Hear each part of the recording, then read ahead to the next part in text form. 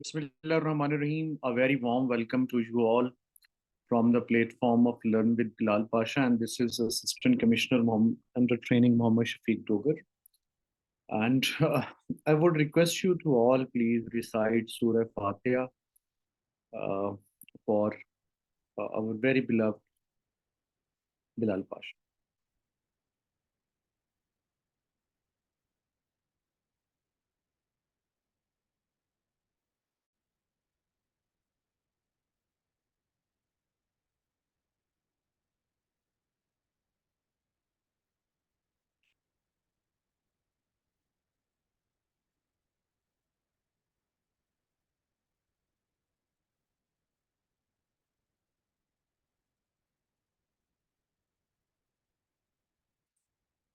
Allahumma salli ala Sayyidina Muhammad wa ala ali Sayyidina Muhammad. रब्बे करीम से दुआ है कि वो भाई को अगले जहान के अंदर तमाम नेमतों से नवाजें, उनके दर्जात बुलंद करें और उनकी फैमिली को, उनके दोस्तों को सब्र जमील अता फरमाएं। ये इनिशिएटिव वो इनिशिएटिव है जिससे पाशा को बहुत प्यार था। He was amazing human, he was fantastic teacher and above all he was a he was a lovely friend. Wherever uh, I met people after his demise. So I heard big things about him. I have received a lot of love from people जो उनके करीब रहे, जिन्होंने उनसे पढ़ा, जो किसी न किसी हवाले से उनको जानते थे. Everybody showed his love towards even me being associated with this platform. ऐसे लोग जिंदा रहते हैं, हमेशा जिंदा रहते हैं, एंड वो एक लेगेसी छोड़ के गए हैं जिसको कंटिन्यू करने के लिए हमने इस प्लेटफॉर्म को दोबारा से रीऑर्गेनाइज किया है. Due credit to Sunny to Razaq, who is nephew of sir Bilal Pasha and one of our best team member Mustafa Tanveer Mustafa. He was among the people जिन्होंने इस इनिशिएटिव को लीड किया, and we have retained almost all the people those who have worked with Bilal Pasha, जो उनकी selection थे mostly. So I hope कि this initiative इंशाल्लाह ताला उसी तरह से क्वालिटी के साथ जो है वो जारी रहेगा, और we would try our level best कि आप सब लोगों को हर तरह से जो भी चीज़ें कंटिन्यू थी उनको कंटिन्यू रखा जाए, न्यू रिक्वायरमेंट्स के मुताबिक इनिशिएटिव्स लेके आ जाए. मैं इस प्लेटफॉर्म से जनरल नॉलेज और CSS PMS के बच्चों को पाकिस्तान अफेयर और करंट अफेयर पढ़ाऊंगा इंशाल्लाह, और इसके ऊपर मज़ीद काम हो रहा है. We are trying to develop our website and mobile application as well इंशाल्लाह, जो कि कुछ ही अरसे बाद यहाँ पर आपके साथ उसको मुतारफ करवाया जाएगा. आज का जो सेशन है ये हमारा एक जनरल नॉलेज का बैच होता है 3 महीने का, जिसको हम कॉम्प्रिहेंसिव जनरल नॉलेज या GK+ के नाम से याद करते हैं. ये PMS, FPSC, PPSC के तमाम जो टेस्ट होते हैं उनके लिए कॉम्प्रिहेंसिव सेशन होता है, जिसके अंदर हम 13 मेन एरियाज को पूरी तरह कवर करते हैं with with all examples, with all quality notes and tests. Pakistan, Pakistan geography, Pakistan's history, Pakistan system, and Pakistan current affairs. World geography, world history, world current affairs, और world system. इस्लामियात, Islamic studies, Urdu, general English, general math, science, computer. ये सारी चीज़ें जो हैं वो हम cover करते हैं इस सेशन के अंदर. और हर जो चीज़ है, जो भी सब्जेक्ट है, उसके ऊपर हम हार्ड कॉपी नोट्स भी प्रोवाइड करते हैं, एक बुक की शक्ल में, और कुछ जो हैं वो फोटो कॉपी की शक्ल में. तो वो आप साथ हमारे सेशन के मंगवा सकते हैं. अदरवाइज जो हर टॉपिक के, जैसे अब मैं स्लाइड्स चलाऊंगा, यही स्लाइड्स जो हैं वो आपके साथ हर लेक्चर के बाद जो है वो शेयर हो जाती हैं. हर जो डोमेन है उसके एंड होने के बाद एक एमसीक्यूज का ऑनलाइन टेस्ट होता है, जिसके बाद आप अपने आप को अवेलुएट भी कर सकते हैं। कोशिश ये होती है कि इसके अंदर वो सारे एलिमेंट्स जो कि पास पेपर्स को देखते हुए जिनके ऊपर एक भी सवाल आया उसको इफेक्टिव तरीके से कवर किया जाए। और अल्हम्दुलिल्लाह वही मैंने 1 साल से लर्न विद बिललाल पाशा के साथ हमने जो काम किया, और इंडिविजुअली जो ग्रुप्स के साथ मैंने अपना जो मेरा फेसबुक पेज है उसके ऊपर जितने भी हमने बैचेस जो हैं वो अनाउंस किए, उनके अंदर अल्हम्दुलिल्लाह we have received a lot of satisfaction. हमें स्टूडेंट्स ने हमेशा प्रेज किया कि जब एग्ज़ाम के अंदर हम बैठते हैं तो कुछ भी ऐसा नहीं होता कि वो हमने पढ़ा नहीं हुआ था। तो उसकी जो स्ट्रैटेजी है वो यही है कि एक तरह से बच्चों को जितना फैसिलिटेट किया जाए, क्योंकि जो वन पेपर का स्टूडेंट होता है वो is a quite different from C S S P M S. ना तो वो जितनी मेहनत कर सकता है, ना ही उसके पास उतनी एक्सपर्टीज होती है, ना उसके पास उतना टाइम होता है। बहुत सारे बच्चे जॉब कर रहे होते हैं, बहुत सारे लोग जो है वो प्राइवेट सेक्टर में जॉब कर रहे होते हैं, और इसी तरह से जो है वो उनके पास इतना टाइम नहीं होता कि वो एक एक चीज को जाके ढूंढें, सर्च करें और उसके बाद फिर उसके ऊपर काम करें। हमारा जो नोट्स देने का पर्पस, जो हम नोट्स देते हैं उसमें आपको सिखाया जाता है कि ये नोट्स कैसे बने हुए हैं, और मजीद अगर आपने कोई और चीज इसके अंदर ऐड करनी है, क्या ऐड करोगे और कैसे ऐड करोगे। This is a sort of training जो कि हमें यूनिक करती है बाकी सारी चीजों से। मैं एक बात आपको याद बता दूं कि दो गोन आर द डेज जब वो एक मैप बना के जो है वो, अगर आपको मैप बनाना आ गया जी, आप पाकिस्तान के तमाम पब्लिक सर्विस कमीशन को जो है वो पछाड़ देंगे। अब कुछ नहीं है, अब आपको हर चीज के अंदर स्किल चाहिए। आपको अगर मैप भी पढ़ना है तो आपको 10 डोमेन्स जो मैं बताता हूँ उनसे बाहर सब्जेक्ट वो नहीं आता।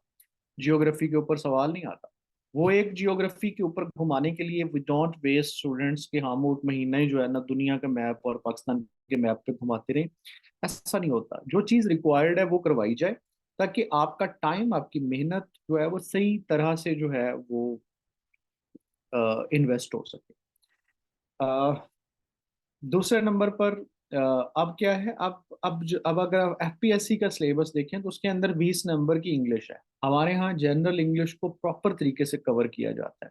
उसके अंदर वोकेबलरी, उसके अंदर ग्रामर, उसके अंदर जितने भी रेलिवेंट पॉइंट्स हैं, जैसे यूज ऑफ वर्ब है, preposition है, उसको बकायदा हमारे कोर्स का हिस्सा है, जो कि मोस्टली जनरल नॉलेज बैचेस के कोर्स का हिस्सा नहीं होता। उसके लिए आपको अलग से जाना पड़ता है, यहाँ पे ऐसा नहीं है।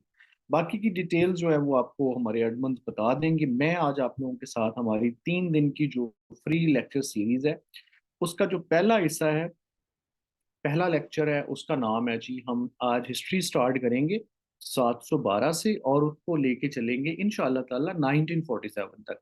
1947 तक हम नहीं भी जा सके, जहां तक हम जाएंगे कोशिश करेंगे अफेक्टिवली वहां तक आज आपको सिखाया जाए। मकसद ये है कि just to give you an overview कि हमारा सिस्टम कैसे है और हम इसको कैसे लेके चलते हैं। So thank you so much. आपके क्वेश्चंस मैं लास्ट में लूंगा। अभी बच्चे ने, किसी ने ADFIA का पूछा था, और बहुत सारी और असिस्टेंट डायरेक्टर्स की जो सीट्स आई हुई हैं PSC के, तो मैं आपके क्वेश्चंस लास्ट में लूंगा, आप लोग लिखते जाइएगा साथ साथ। तो हम आज का लेक्चर स्टार्ट करते हैं। 712 जो है वो क्यों इंपॉर्टेंट है? 712 इसलिए इंपॉर्टेंट है कि जो सब कॉन्टिनेंट है इसका, कुछ बुक्स में आता है कि इसके जो ट्रेड लिंक्स हैं, मोहम्मद बिन कासम जो 712 जिसके नाम से हम मौसूम करते हैं कि अरब की आमद हुई यहाँ पर, उनसे पहले ट्रेड लिंक्स जो हैं वो मौजूद थे। हजरत उमर के दौर के अंदर भी जो अरब ताजर थे वो यहाँ पर आते होते थे बरे सगीर में। और कुछ जगहों पर, कुछ हिस्ट्री की किताबों में ये भी लिखा है कि कुछ जो बरे सगीर के लोग जो हैं वो नबी अकरम सल्लल्लाहु अलैहि वसल्लम की सोबत में भी गए, उनकी मजलिस में भी जाके बैठे, लेकिन बतौर कनकर, बतौर, मेरी आवाज स्लो है, इज इट सो? किस किस को आवाज का मसला है? मेरे ख्याल में सही है। आप जोबिया बचे, आप अपना ना खुद जो है ना वो देखें। तो जो पहला जो जो फातिहीन के तौर पर काम है ना, वो मोहम्मद बिन कासम की आमद से पहले, आमद से शुरू हुआ फातिहीन के तौर पर। अब हुआ क्या? हुआ ये है कि बनु उमैया खानदान की हुकूमत है, ठीक है, मुस्लिम वर्ल्ड में। उनके लिए तहाइफ जा रहे हैं। कहाँ से तहाइफ जा रहे हैं? श्रीलंका से तहाइफ जा रहे हैं। तो वो जब दीबल की बंदरगाह के पास से गुजरे हैं तो उनके जो जो बहरी बेड़ा है उसके ऊपर जो है वो बहरी काजाक ने, पायरेट्स ने उनके ऊपर हमला कर दिया और औरतों और बच्चों को यरगमाल बना लिया और तहाइफ लूट लिए। दिस इज सिंपलेस्ट फॉर्म जिसमें मैं आपको ये अर्ज कर रहा हूँ। तो उसके बाद बनु उमैया खानदान के बादशाह ने, हुक्मरान ने, सिंध के बादशाह, रूलर राजा दाहर को पैगाम पहुंचा कि इनको कंट्रोल करें और हमारी नुकसान की तलाफी करवाएं। ही रिफ्यूज कि जी मेरा तो इनके ऊपर कंट्रोल नहीं है। तो फिर फातिहीन को भेजा गया, मुस्लिम फौज को भेजा गया। मोहम्मद बिन कासिम से पहले भी एक कुछ मारका भेजा गया जो कि नाकाम हुआ। मोहम्मद बिन कासिम को फिर भेजा गया जो कि 17 साल का जवान है। उसने आके जो है वो राजा दाहर को शिकस्त दी और फिर बरे सगीर पर सिंध से लेके मुल्तान तक जो है वो आप कहीं, और बहुत सारे एरियाज हैं जो आपको मैप पे दिखाएंगे, मुस्लिम हुकूमत कायम हो गई। सो ये एक एपिसोड है। हिस्टोरियंस इस एपिसोड, ये वो एपिसोड है जिसके ऊपर नजरियाती तौर पर हम यकीन रखते हैं। जो पाकिस्तान का करिकुलम है उसको, उसमें इसको सच माना जाता है और बहुत सारी हिस्ट्री की किताबें इसको वेरीफाई करती हैं। जबकि एक और वर्जन भी है। और वर्जन ये है कि मुस्लिम दुनिया में आपको पता है पायस खलफ खुलफा राशिदीन के दौर के बाद एक रिफ्ट शुरू हो गई थी जिसको आप कह सकते हैं बनु उमैया वर्सेस फातमी। ये इन लोगों की जो रिफ्ट थी, इन लोगों का जो इख्तलाफ था, वो आप कह लें कि इट डेट्स बैक टू हजरत अली की खिलाफत। कि हजरत अली एक ग्रोह था जो क्लेम करता था कि हजरत अली को खिलाफत में नाजायज तौर पर जो है वो पीछे रखा गया। एक एक पर्सपेक्टिव था। तो वो रिफ्ट्स बढ़ी और हजरत उस्मान की शहादत के बाद उसमें बड़ा जो है वो मजीद जो है वो हुआ। तो बनी उमैया खानदान के दौरे हुकूमत में फिर उसमें मजीद एक्सपेंशन आई। तो कहा गया कि ये कुछ लोग जो थे वो खानदान के, वो बनो उमैया के मजालम से छुप कर सिंध में आ गए। सिंध के बादशाह को कहा गया कि इनको वापस कर दो। उसने वापस करने से इनकार कर दिया। इस वजह से फिर सिंध को फतह किया गया। और बारकैफ हम पहला वर्जन अडॉप्ट करते हैं। अब ये कहानी थी, इसके ऊपर आपका कहानी से कोई ताल्लुक नहीं है। जो वन पेपर को तैयार करने वाले आपको चाहिए है, अब ये कहानी कितनी की बयान हुई है। अब ये कहानी ना, शायद अगर आप लाइब्रेरी में जाएं ना तो आपको इतनी किताबें मिलेंगी या इतनी बड़ी बड़ी किताबें मिलेंगी जो आज के बच्चे की बस के काम नहीं है कि उसमें वो डिटेल्स इतनी ज्यादा पढ़ सके। अब आपको इसमें से क्या चाहिए? आपको इसमें से वो चाहिए जो आ सकता है, जो सवाल आ सकता है। मतलब आप के जी ये क्या आ सकता है, क्या नहीं आ सकता। तो आपको इसमें से वो रेलिवेंट चाहिए, चीज चाहिए जो आ सकती है। अब इसमें आ क्या कुछ सकता है, इसके लिए हमने आपके लिए बनाए हैं नोट्स जिनको मैं भी आपके साथ जो है वो स्क्रीन पर शेयर करूंगा। Let me just give me 1 minute.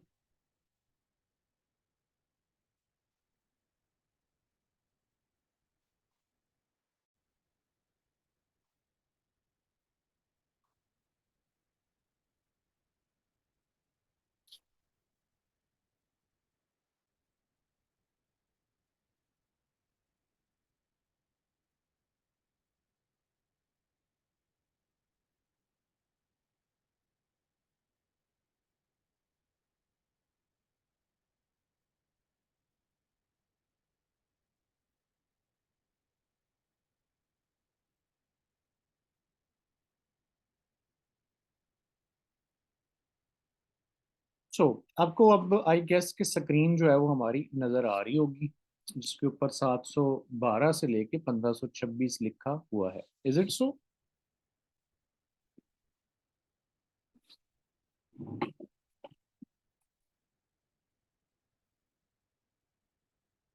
चलिए। जोबिया आपका अपना मसला है, आप अपना नेटवर्क चेक करें। तो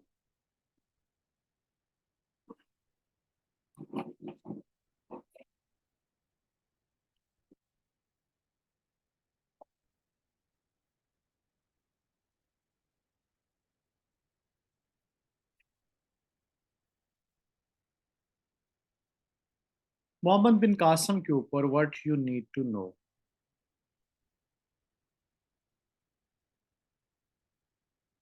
मोहम्मद बिन कासम 695 एडी में पैदा हुए।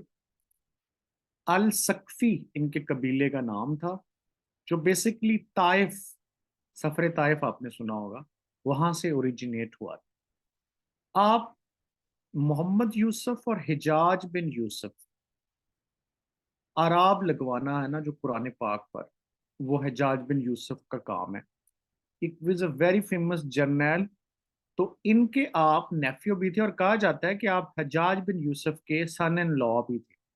सबसे पहली आपको जो अपॉइंटमेंट दी गई वो आपको गवर्नर या डेप्टी गवर्नर ऑफ पर्शिया, फारस में भेजा गया। ईरान, पर्शिया पूरा नाम है, पुराना नाम है ईरान का, वहां आपको भेजा गया। जब मोहम्मद बिन कासम ने यहाँ पर आया, रीजन मैंने आपको बताई, उस वक्त यहाँ पर सिंध का क्या हाल था। सिंध में जनाब राजा दाहर हुकूमत कर रहा था। Who was Raja Dahir? He was fame, his full name was Dahir Singh. उसकी बीवी Rani Bai is an famous character. जब मोहम्मद बिन कासम की फौजों ने इनको पूरी तरह घेरे में ले लिया तो शी कमिटेड सुइसाइड, इसने अपने आप को आग लगा ली। दीबल पोर्ट से अटैक किया गया। दीबल पुराना नाम है कराची का। रीजन हम पढ़ चुके, हम डिस्कस कर चुके कि it was pirates of Sindh जो थे, उन्होंने अटैक किया था इंडिया। वो बनु उमैया खानदान के जो रूलर हैं, उनके लिए तहाइफ जो लेके जा रहे थे, ये वो रीजन है। जो साइलोन, ये नाम है श्रीलंका का पुराना, कि श्रीलंका का जो बादशाह तो उसने भेजे थे बनु उमैया के मुस्लिम खलीफा के लिए, जिसका पूरा नाम था वलीद बिन मालिक। अब ये पूछा जा सकता है कि who was ruler when Sindh was attack, तो it was Walid bin Malik, right. एक वर्जन में आता है कि वलीद को खत लिखा एक औरत ने और कहा कि हमें आज़ादी दिलवाई जाए, सिंध में हमारे ऊपर मजालम हो रहे हैं, ये पायरेट्स ने हमें, राजा ने हमें कैद कर लिया है। उसका नाम नाहीद बताया जाता है। मोहम्मद बिन कासम 712 में सिंध में एंटर हुए, और बहुत सारी जगहों पे 711 भी लिखा हुआ है, लेकिन हम 712 मानते हैं। मोहम्मद बिन कासिम यहाँ पर 3 साल कयाम पजीर रहे। तो 3 साल के बाद क्या हुआ? 3 साल के बाद ये हुआ कि ये जो बिन मालिक हैं, इनकी जगह पर इनकी डेथ होगी। इनकी जगह पर इनका भाई सुलेमान बिन मालिक जो है वो नया कैलिफ बन गया। सुलेमान जो था वो हज्जाज की फैमिली को लाइक नहीं करता था, हज्जाज को लाइक नहीं करता था। सो हिजाज का क्लोज था मोहम्मद बिन कासिम, तो उसने मोहम्मद बिन कासिम को वापस बुला लिया। वापस बुलाने के बाद इसको प्रिजन में डाल दिया, इराक में। और उस प्रिजन में ये 20 साल की उम्र में 715 को ही was torture to death, torture करके इसको मार दिया गया। जेल जहां पे मारा गया वो मूसल की जेल थी,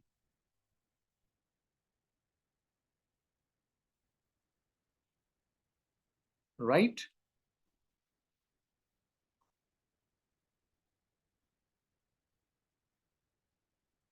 अच्छा जी। अब अब यहाँ पर तकरीबन कोई 300 साल के लगभग जो है वो इन्होंने हुकूमत की, अरब्स ने। अब ये जो अरब्स की तरफ से कॉन्क्वेस्ट थी, ये पहली और आखिरी कॉन्क्वेस्ट थी इंडिया की। इसने इंडिया की जो जो डिफेंस का पॉइंट ऑफ व्यू से इनकी वीकनेस थी ना, उसको एक्सपोज कर दिया कि ये कमजोर डिफेंस है इंडिया का। तो इसके बाद हुआ क्या कि ये जो सेंट्रल एशिया है, ये जो अफगानिस्तान है, जो इंडिया का वेस्टर्न बॉर्डर है, इसकी तरफ से अटैक्स होना शुरू हो गए। से जो बहीरे अरब की तरफ से था वो इंडिया का सॉदर्न हिस्सा है। ये देखें कि ये नॉर्थ होता है, ये साउथ होता है, ये वेस्ट होता है, ये ईस्ट होता है। तो अगर आप इंडिया को देखें तो जो बहीरा अरब है, जो कराची वाली साइड है, ये सदर्न हिस्से से है। तो पहला अटैक इधर से सदरन से हुआ, उसके बाद वेस्टर्न हिस्से से, ये अफगानिस्तान की तरफ से ही जो है, या नॉर्थ वेस्टर्न हिस्से से ही इनके ऊपर अटैक होते रहे। अब जो नदर नॉर्थ वेस्टर्न पार्ट है, अफगानिस्तान वाली साइड है, इधर एक एपिसोड चली कि एक गजनी जगह का नाम है गजनी, ठीक है, गजनी। गजनी में एक अंपायर कायम की सिप्तगीन ने, ये आपने कहानी पढ़ी होगी हिरनी के बच्चे के साथ, और हिरनी के साथ जो था वो एक वाकया पेश आया था कि वो पेश किया है, हुस्न सलूक का वाकया है कि उसने अपने सिलेबस में पढ़ा है। सिप्तगीन ने जो है वो एम्पायर कायम की गजनी के अंदर। अब गजनी में जो एम्पायर कायम हुई वो 977 एडी में कायम हुई। इसका बेटे का नाम था महमूद। सुल्तान महमूद 998 में अपने बाप की जगह पावर में आ गया। जब ये पावर में आया, ही थॉट कि जी मुझे अपनी एम्पायर को एक्सपैंड करना है। तो एम्पायर को एक्सपैंड करने के लिए इसने ही स्टार्टेड अटैकिंग इंडिया। तो इसने इंडिया पर किए 17 हमले, ठीक है। अब ये जो 17 हमले इसने किए, उसमें इसने एक एमसीक्यूज आता है कि हाउ मेनी अटैक सुल्तान महमूद गजनवी, 17 हमले किए जी इसने। इस 17 हमले का जो टाइम लाइन बनती है, जो कि रफली एस्टिमेटेड टाइम लाइन है, ठीक है, वो है 1000 से लेके 1026। तो पहली बैटल जो इसने लड़ी, वो that was first regular battle जो थी इसकी थी, वो जेपाला के साथ। ही वॉज अ फेमस यहाँ का रूलर था। इसको इसने शिकस्त दे दी 28 नवंबर 1001 में। और जो आखिरी हमला था वो इसने सोमनाथ के टेम्पल पे किया। सोमनाथ गुजरात में वाक़ है। इस टेम्पल के बारे में हिंदुओं का अकीदा था कि ये इनकंकरेबल है, इसको कोई नुकसान नहीं पहुंचाया जा सकता, और उन्होंने अपनी जो गोल्ड था, अपनी जितने भी रिचेस थी, वो यहाँ पे रखी हुई थी। अब जब इसने इसको तोड़ा, तो हिस्टोरियंस की सुल्तान महमूद गजनवी के बारे में दो आरा है। पहली आरा ये है कि जो मुस्लिम हिस्टोरियन है वो कहते हैं कि ये जो था वो बुत शिकन था। जहां इसको पता लगता था कि ये एक अकीदा इस्लाम के खिलाफ है और इसको तोड़ने से इस्लाम को तकवीत मिलेगी, इस्लाम की प्रीचिंग होगी, इस्लाम फैलेगा फतह से, क्योंकि जहाद का एलिमेंट है इस्लाम के अंदर, तो ये हमला करता था। जबकि जो इंडियन हिस्टोरियंस हैं, जो नॉन मुस्लिम हिस्टोरियंस हैं, उनका ये मानना है कि ये जहां इसको पता लगता था दौलत है, ये वहां पे आता था, लूटता था, और वापस जो है वो गजनी चला जाता था। इसको इंडिया से कोई मोहब्बत नहीं थी, कोई ख्याल नहीं था लोगों का। सो ही वॉज लूटर। सो ये दो आरा है। अब गजनी जो सुल्तान महमूद गजनवी है ना, इसके साथ जो इसकी इम्पोर्टेंस, जो सबसे बड़ी वजह वो ये है कि इसके साथ जो है वो उलिमा या स्कॉलर्स जो है ना वो आए, और इसको एबडक्टर ऑफ स्कॉलर्स भी कहा जाता था, कि उलमा को का ये अगवाकार है। मतलब इसको इतनी मोहब्बत है, उसको पता लग जाए कि ही इज अ स्कॉलर, और ये उसको अबडक्ट कर लेता है, अपने साथ रखता है। खैर, इसके साथ जो सूफी सेंट्स आए, उसमें हजरत दाता गंज बख्श, गन शक्कर, हजरत सखी सरवर, शेख अहमद जंजई, ये तीन मशहूर नाम हैं जो इनके साथ इंडिया आए और उन्होंने प्रीच की, और हजारों लाखों लोग मुसलमान हुए। फिर एक फेमस हिस्टोरियन अल बैरूनी, अबू मोहम्मद रिहान अल बैरूनी, ये यहाँ पर आया, और इसने यहाँ पर आके किताब हिंद लिखी। किताब हिंद जो है वो लोगों की डिटेल्स है, इंडिया की डिटेल्स है, डिटेल्स ऑफ इंडियंस, के इंडियन के लोग जो हैं वो उस वक्त कैसे थे, कैसे रहते थे, क्या रहन सहन था। इसको ईस्ट का पहला एंथ्रोपोलॉजिस्ट, माहिर जो जो इंसानियत के ऊपर जो इल्म है ना, इंसानों के रहन सहन के बारे में, उनकी आदात के बारे में, एंथ्रोपोलॉजी कहते हैं। इसको पहले ईस्टर्न एंथ्रोपोलॉजिस्ट कहते हैं। वैसे दुनिया में सबसे फर्स्ट एंथ्रोपोलॉजिस्ट किसको माना जाता है, ये आपने खुद सर्च करना है और बताना है हमें, हमारे पेज के ऊपर कमेंट करके बताइए। खैर, इसके बारे में इंपॉर्टेंट फिगर है, तो इसके बारे में मैंने पूरी डिटेल यहाँ पर लिखी है। So let's have a detail. Abu Rayhan Muhammad al Biruni, 973 में बैरूनी एक जगह का नाम है जिसकी वजह से इसको अल बैरूनी कहते हैं, जो मॉडर्न डे उज़्बेकिस्तान में मौजूद है। वहाँ पे ये पैदा हुए। ही ट्रेवल्ड इंडिया और इसने किताबुल हिंद लिखी। इसने नंदना, जो जेहलम के पास पिंड दादन खान के पास आजकल जो जगह है जहाँ पे फोर्ट भी है, वहाँ पे बैठ के ज़मीन का रेडियस दिया, जो इंटरेस्टिंगली आज के मॉडर्न डे के मुकाबले में सिर्फ 2% ज़्यादा है। आज की प्रिसाइज जो इन्वेस्टिगेशन है, प्रिसाइज रिसर्च के बाद भी इट इज़ ओनली 2% डिफरेंट है उस। सो ये जी गजनी में फौत हुआ 77 ईयर्स की उम्र में। अब दो हमने पढ़े, मोहम्मद बिन कासम और सुल्तान महमूद गजनवी। ठीक है।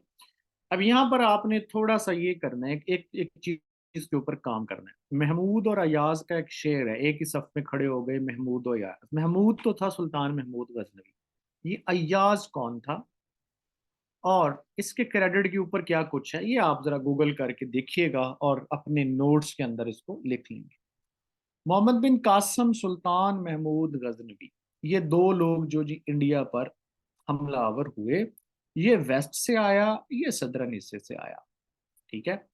नाउ अब एक और काम हुआ। ये जो गजनी एम्पायर थी ना अफगानिस्तान में, सेंट्रल एशिया में, इसको डिफीट कर दिया एक खानदान ने जो गौर में रहता था। गौर भी एक जगह थी अफगानिस्तान की। तो इन्होंने यहाँ पर कायम की सल्तनत गौरी, गौरी सल्तनत कायम होगी। अब वहां पर जो हुकूमत अफगानिस्तान में कायम होगी है गौरियों की, तो उन्होंने क्या किया, उन्होंने कहा कि इसका जितने भी इंडिया के अंदर इनका नामो निशान है ना जी, उसको भी तो मिटाओ गजनवियों का। गजनवियों में लाहौर में हुकूमत कायम की हुई थी, अपना बंदा बिठाया हुआ था गवर्नर, तो उसको भी जहां जहां है भाई उसको खत्म करो। तो सुल्तान महमूद, तो आगे हम आते हैं जी गौरी खानदान की तरफ। गौर में बेस्ड थी ये फैमिली, इन्होंने गजनवियों को शिकस्त दी। और गौरी खानदान का जो पहला हुक्मरान था उसका नाम था गयासुद्दीन मोहम्मद गौरी। ये 1173 में बन गया हुक्मरान। इसके भाई का नाम है जी शहाबुद्दीन मोहम्मद गौरी, उसका भाई है। इसको, ही इज फेमस, सुल्तान मोहम्मद गौरी, शहाबुद्दीन मोहम्मद गौरी इसका पूरा नाम है। तो ये जनाब दो, इसने 4 साल हुकूमत की लेकिन क्वाइट फेमस। तो जी पहला इसने अपने भाई के दौर में हयात में इसने अटैक करना शुरू कर दी इंडिया पर। मुल्तान उच्च तक ही आया, लाहौर को फतह किया, लाहौर में गजनवी हुकूमत का रूल खत्म किया।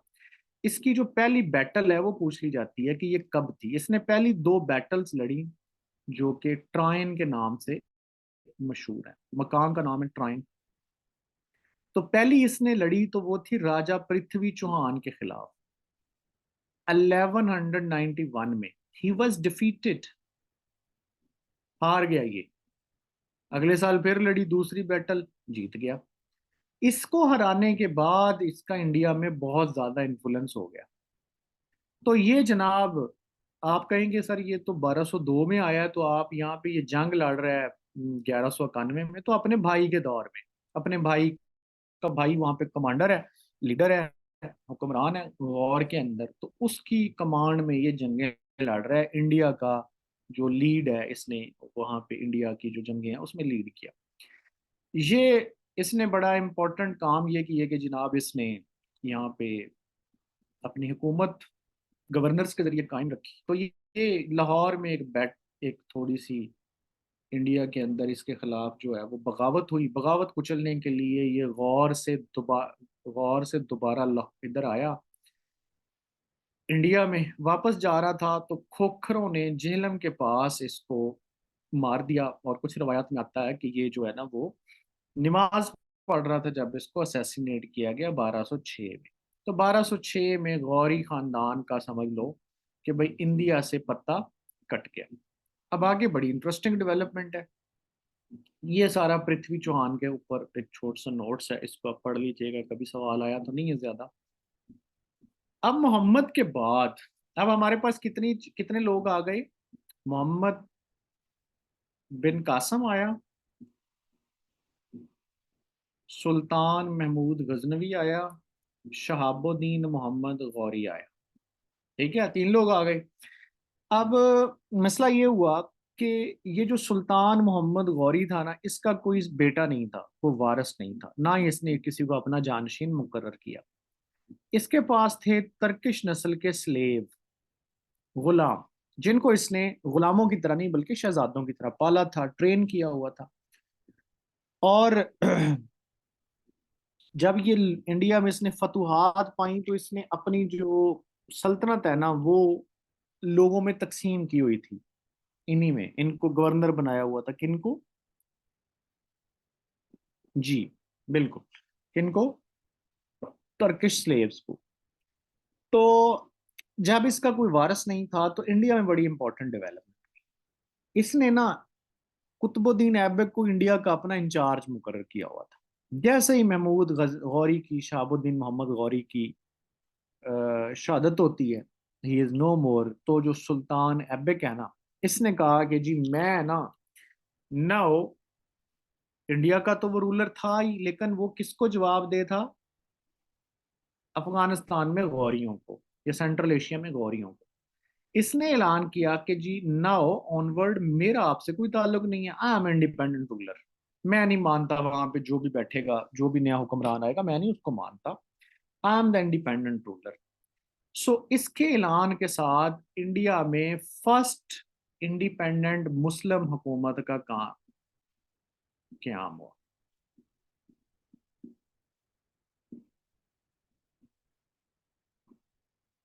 ठीक है।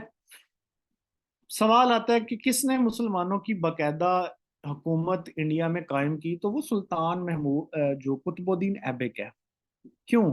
क्योंकि पहले जितनी भी हुकूमतें आई उनका जो मेन जो जो आप कहो कि रूलर होता है वो इंडिया से आउटसाइड बैठा हुआ है। India is being like a territory, एक एक टेरिटरी के तौर पे, एक यूनिट के तौर पे, एक इलाके के तौर पे उसको क्या किया जा रहा है?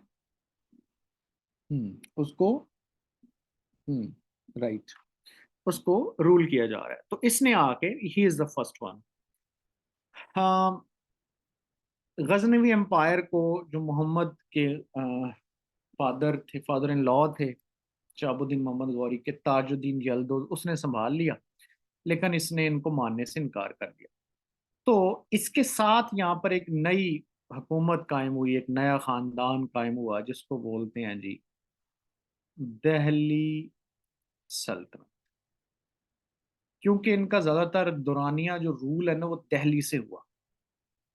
तो ये जो रूल है वो 1206 में कुतुबुद्दीन ऐबक के ऐलान से शुरू हुआ और 1526 तक जारी रहा।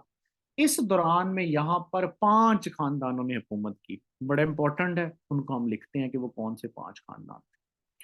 सबसे पहले खानदान था जी ममलूक। ममलूक को, ममलूक खानदान को ना सल्तनत स्लेव डायनास्टी या सल्तनत गुलामा भी कहते हैं, क्योंकि ये जो जितने भी यहाँ पर लोग थे ये या तो खुद गुलाम थे या गुलामों के बेटे थे। वो कुतुबुद्दीन ऐबक के गुलाम, सॉरी, शहाबुद्दीन मोहम्मद गौरी के गुलाम।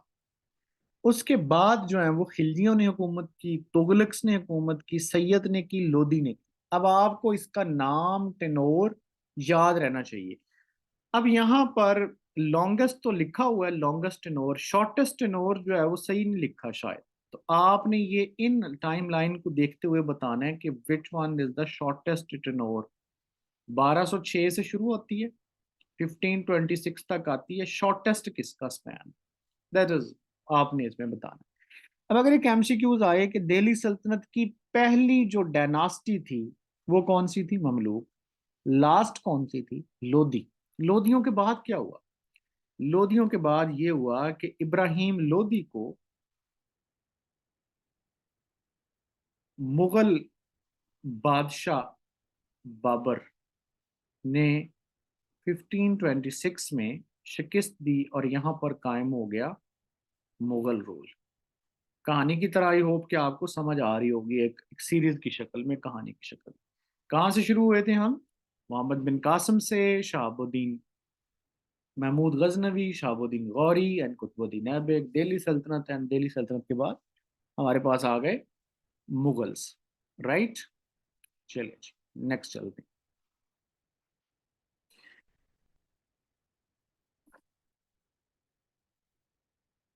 अच्छा, इसके ऊपर अगर आपने एमसीक्यूज प्रैक्टिस करने हैं तो मैं आपको किताब का हमारी का पेज बता देता हूँ कि वो किस पेज पर जो है वो एमसीक्यूज हैं इसके।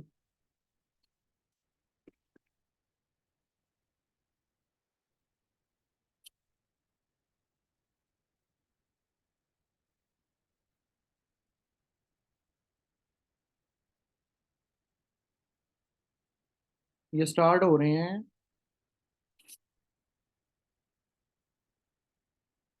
मोहम्मद बिन कासिम से। दिस इज, ये मोहम्मद बिन कासिम से स्टार्ट हो रहे हैं और फिर आगे हर एक को मोहम्मद बिन कासिम के बाद महमूद गजनवी है, शहाबुद्दीन गौरी है, सलेब डायनास्टी को अलहदा से डील किया गया है, खिलजी को अलहदा से। तो ये ऑलमोस्ट जो है 15 पेजेस के ऊपर इनके एमसीक्यूज हैं, और ये एमसीक्यूज प्रैक्टिस करने के बाद आप कुछ सवाल ऐसा है नहीं कि जो मतलब रह जाए और जो कहेंगे जी ये बाहर से आ गया सवाल। हाँ 254, ठीक है। बुक का नाम है ऑल अबाउट पाकिस्तान। इसके अगर स्क्रीनशॉट लेना चाहें, इट इज़ अवेलेबल ऑनलाइन। आप एडमन को हमारे मैसेज करेंगे तो ये आप बुक मंगवा भी सकते हैं। इट्स नॉट कंपलसरी कि कोई स्टूडेंट ही इसको किताब मंगवाए। इसका दूसरा हिस्सा all about world general knowledge, वो अभी अंडर प्रोसेस है। ये पाकिस्तान के बारे में, पाकिस्तान की history, geography, current affairs, personalities, foreign affairs, issues, हर चीज़ इसमें। Thank you. आईफोन, आपका नाम तो शो नहीं हो रहा लेकिन आईफोन लिखा हुआ है। ही सेइंग सर आपकी बुक जो है वो पाक फेयर के लिए है और it is a complete package. Thank you Ali, बहुत शुक्रिया। और हाँ, सुभाष चंद्र, मैं लिख देता हूँ ऑर्डर करने के लिए हमारा जो, चलिए आपका अगर आपको नहीं idea, just let me write, this is a number to order it.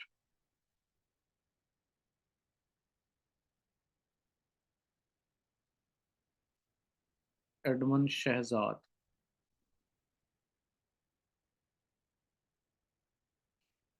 120945 6। अच्छा, अच्छा जी, इसके बाद अब ममलूक डायनास्टी जो है ना वो शुरू हो गई है जी। इसके अंदर टोटल 10 सुल्तानों ने हुकूमत की और 1206 से लेके 1290 इनकी हुकूमत रही। अब इसका फाउंडर कौन होगा, जरा गैस करें, अंदाजा लगाएं।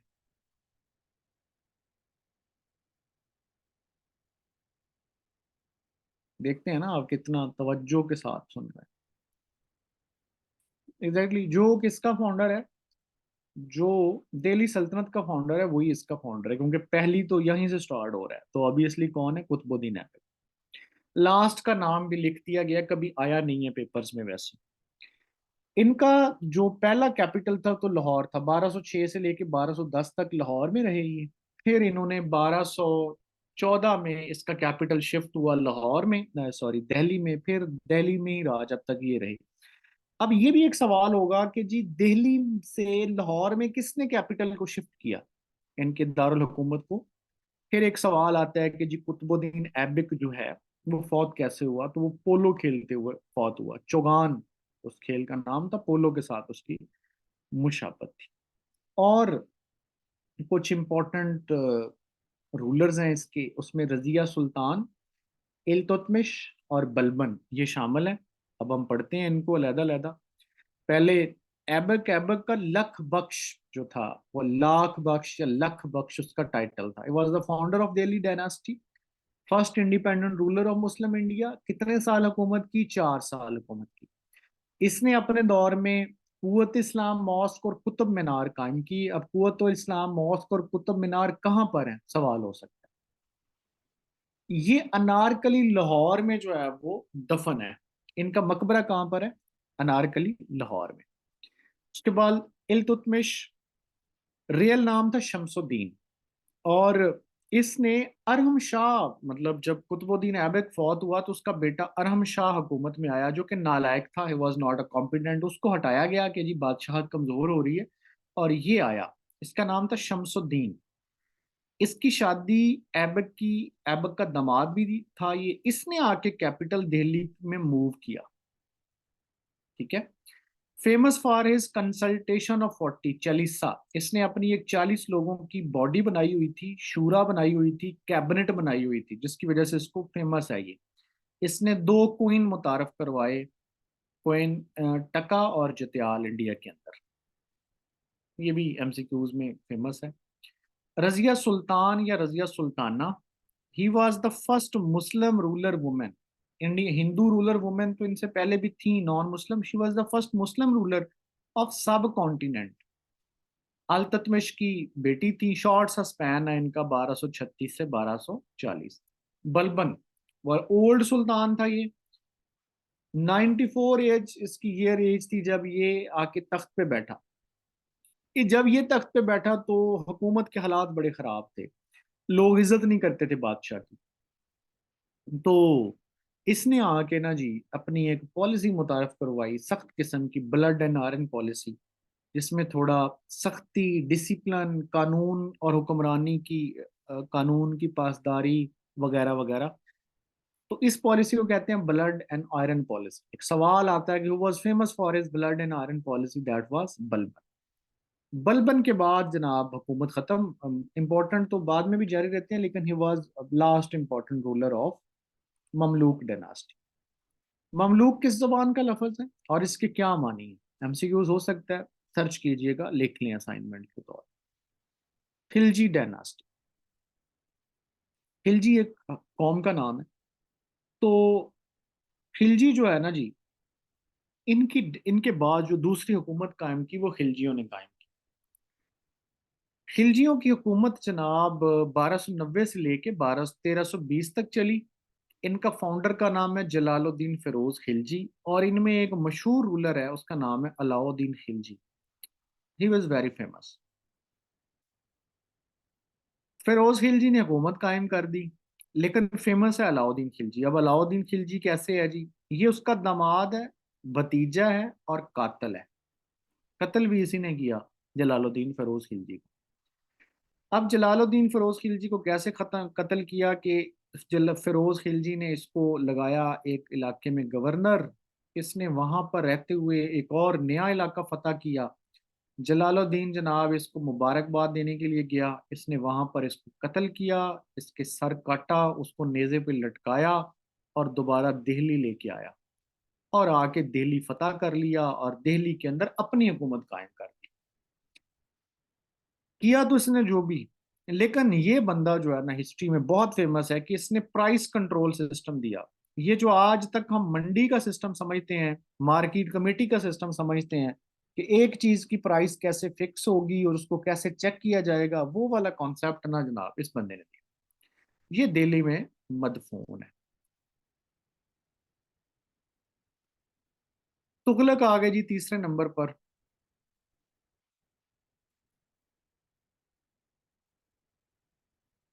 तुगलक।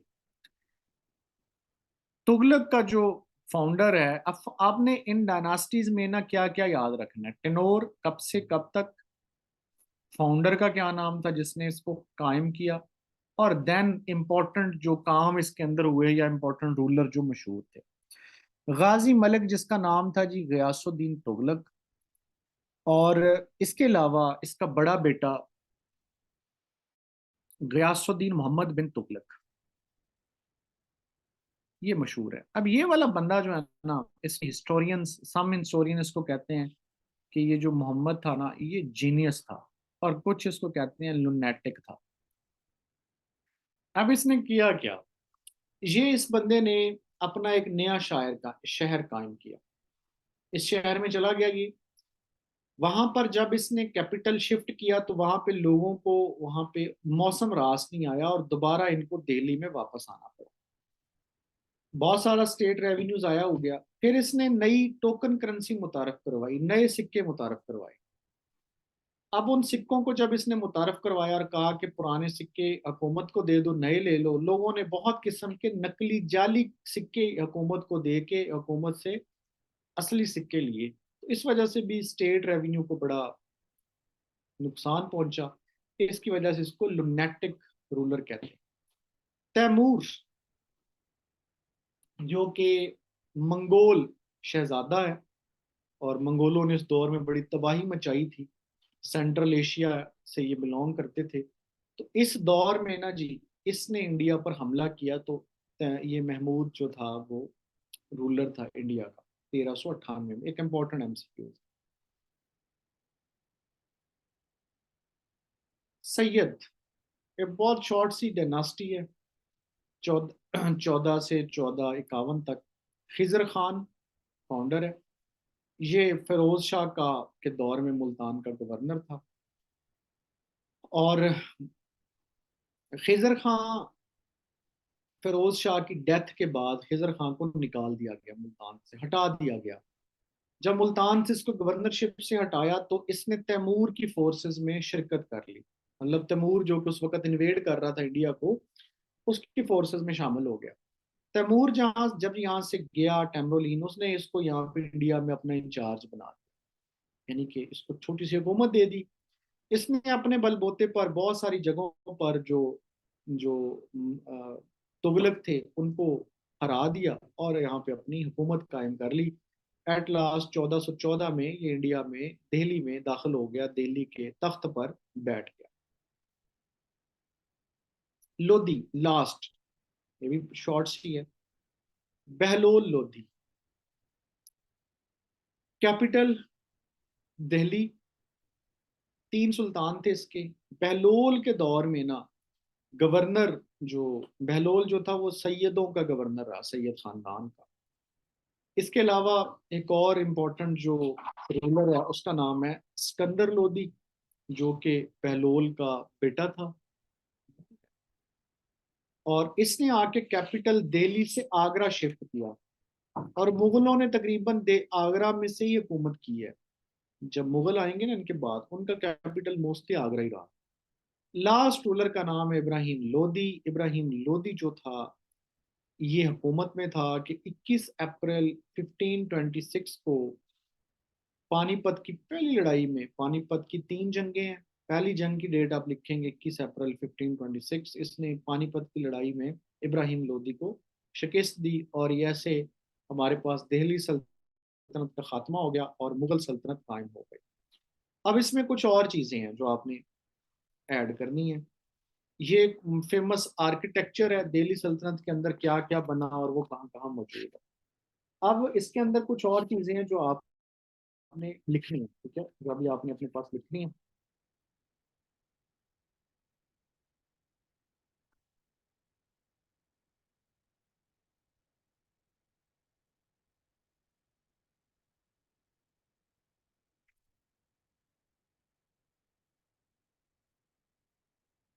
फिरोज शाह तुगलक की थोड़ी सी हेडिंग बना ले, शॉर्ट सी।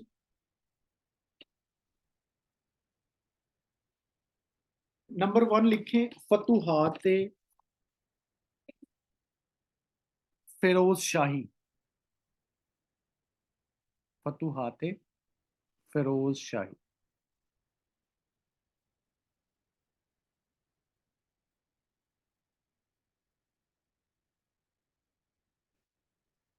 ये किताब है जो इसने लिखी, फिरोज शाह तुगलक ने।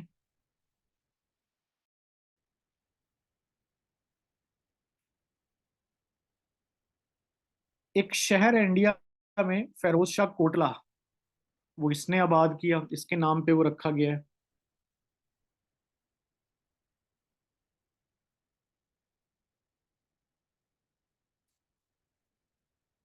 दिल्ली का कौन सा सुल्तान है जिसने जजिया इंपोज किया नॉन मुस्लिम्स पर? Firoz Shah Tughlaq.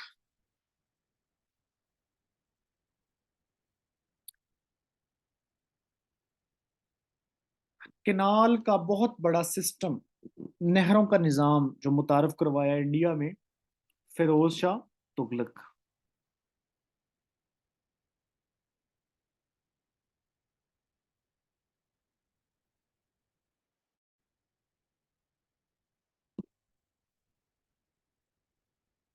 Who was the first Sultan of Delhi who introduced irrigation tax? Malia, irrigation tax. Firoz Shah Tughlaq.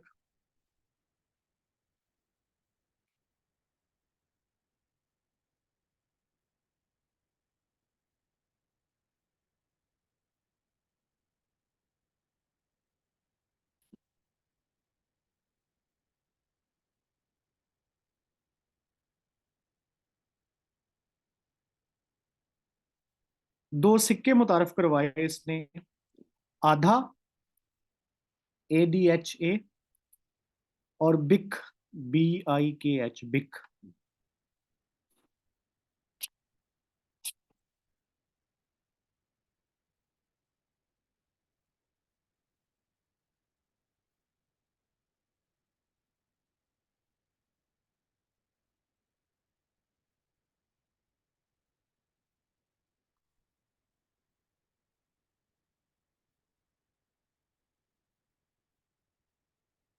अच्छा, एक और मैंने MCQs डेवलप किया था, किताब में मौजूद है वो।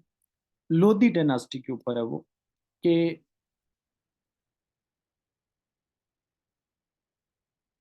गुरु नानक जो है वो किसके दौर में पैदा हुआ। बहलोल लोधी। गुरु नानक कौन है? सिख मजहब का बानी।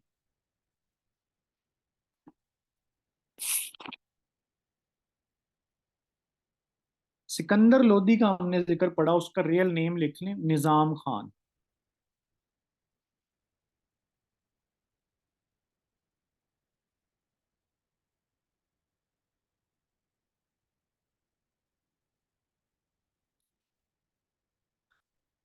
सिकंदरी गज, ये पैमाइश का एक पैमाना है।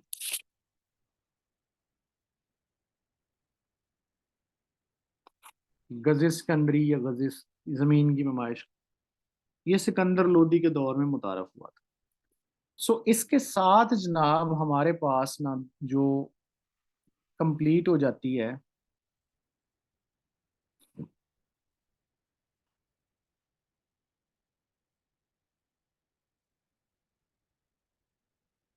दिल्ली सल्तनत। क्या कुछ पढ़ा आज हमने? मोहम्मद बिन कासिम,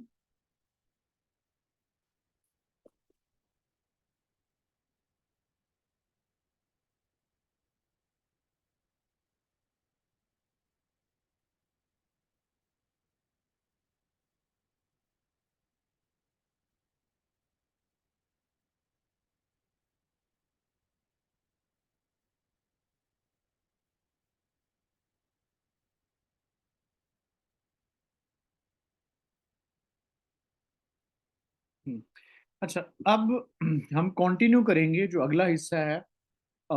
वो तो शायद ना पढ़ा हूँ। अब अगला लेक्चर जो है वो हमारा होगा, किस पे था? पाकिस्तान मैप और उसके जियोग्राफिकल फीचर्स।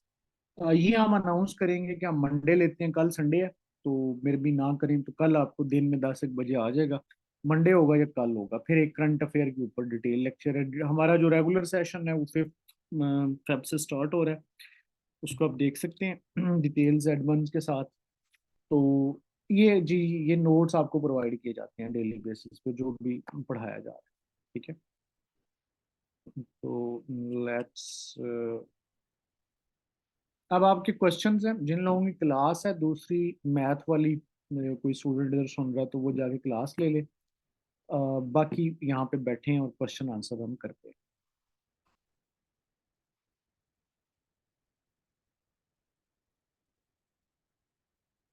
ये अली रजा बेटा, यहाँ पे दिस इज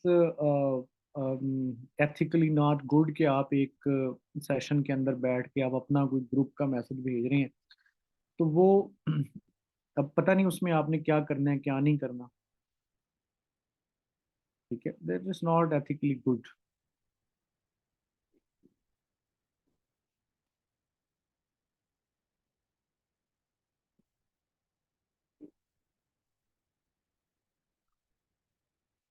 चार्जेस वगैरह ये आपको एडमंस बता देंगे बेटा। प्योर बात है ये, वो ना वो मेरे बारे में। ओके, बुक नेम मैं यार बुक आपको दिखा देता हूँ। ये आप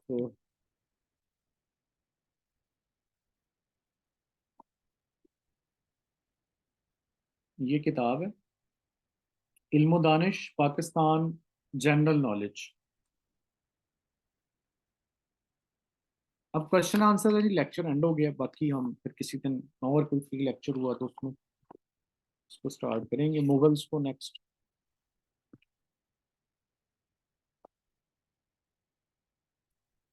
एहसन शरीफ सिंह के जी।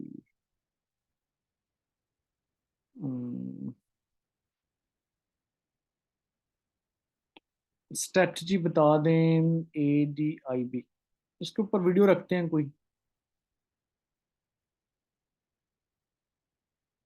कोई मसला नहीं है, कैंसिल नहीं होगा, कोई इशू नहीं है निमरा।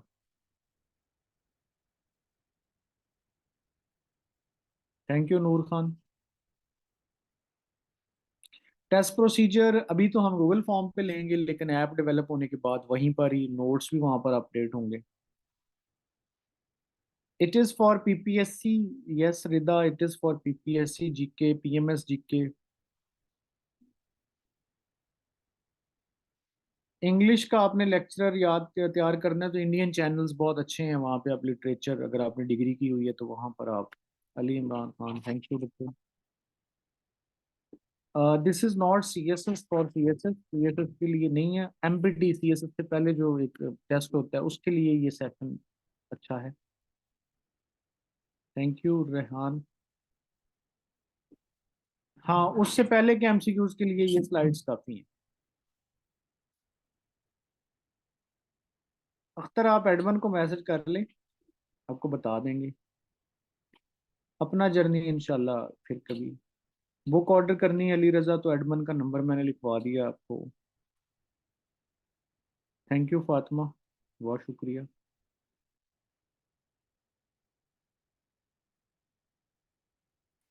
इंस्पेक्टर ASF ये इसी सेशन में इंक्लूड है जी, आपका कवर होगा 100% syllabus. Thank you Noor Khan, thank you, शुक्रिया। ADIB शामिल है इसमें भी। टेस्ट कोई भी है, PPSC FPSC का, हर एक किसी का सिलेबस डिफरेंट हो सकता है। लाइक किसी में इंग्लिश 20 नंबर की होगी, किसी में कंप्यूटर 40-30 नंबर का होगा, लेकिन एरियाज यही होते हैं। तहसीलदार में जी मैंने रेवेन्यू लॉ और जनरल नॉलेज मैंने पढ़ाया है और एक सेशन हमारा चल भी रहा है। PMS स्क्रीनिंग सिंध की इसमें शामिल है Fatima. Current affairs for what Ali Arman. Update ये है कि CSS के बाद, पेपर्स के बाद, प्रोबेबली मार्च में। थैंक यू सुबह सुभाष चंद्र, थैंक यू। इंशाल्लाह इंशाल्लाह कवर करवाएंगे मुगल्स पे। Thank you Anu Khan. Post partition के लिए भी यही किताब, इसमें पूरे का पूरा जनाब शामिल है। आपके MCQs भी, वन लाइनर भी, बड़ा इम्प्रेसिवली। हाँ, टेस्ट होते हैं रमज़ान में भी, थोड़े होते हैं, वो बड़ा एग्जाम नहीं होता। वन पेपर वगैरह अगर उनकी कोई पेंडेंसी पड़ी है तो वो ले लेते हैं, 4-5 पेपर्स नहीं होते। एक दफ़ा तो खैर उन्होंने PMS भी ले लिया था क्योंकि वो ज़रा डिले हुआ था।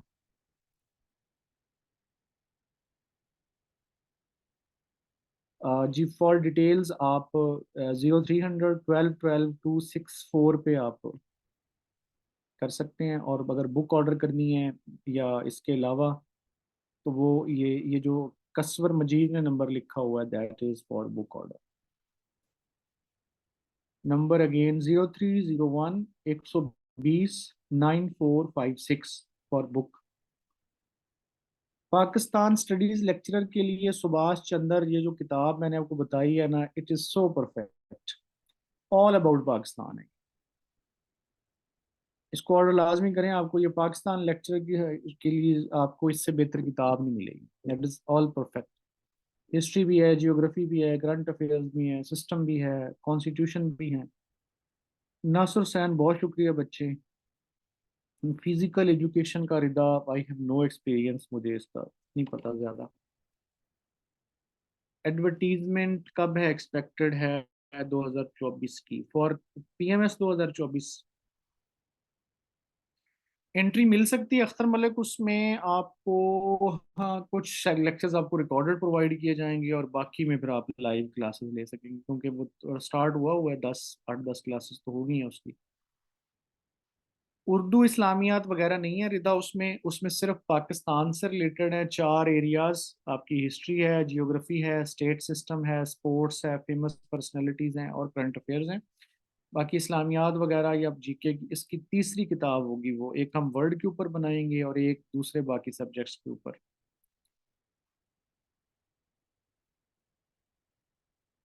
स्पोर्ट्स इंक्लूडेड है। एमसीक्यूज टेस्ट के लिए यार आपको कम से कम, मैं आई सजेस्ट कि 3 महीने की तैयारी जो है वो मैंने किया हुआ है भाई। Masters in English literature and I am currently a PMS officer.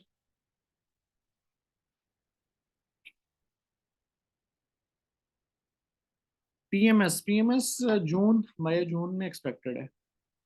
Thank you Rita, thank you.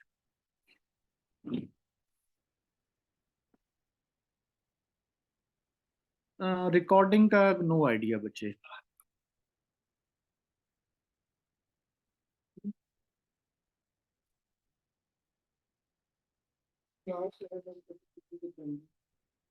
Any suggestion?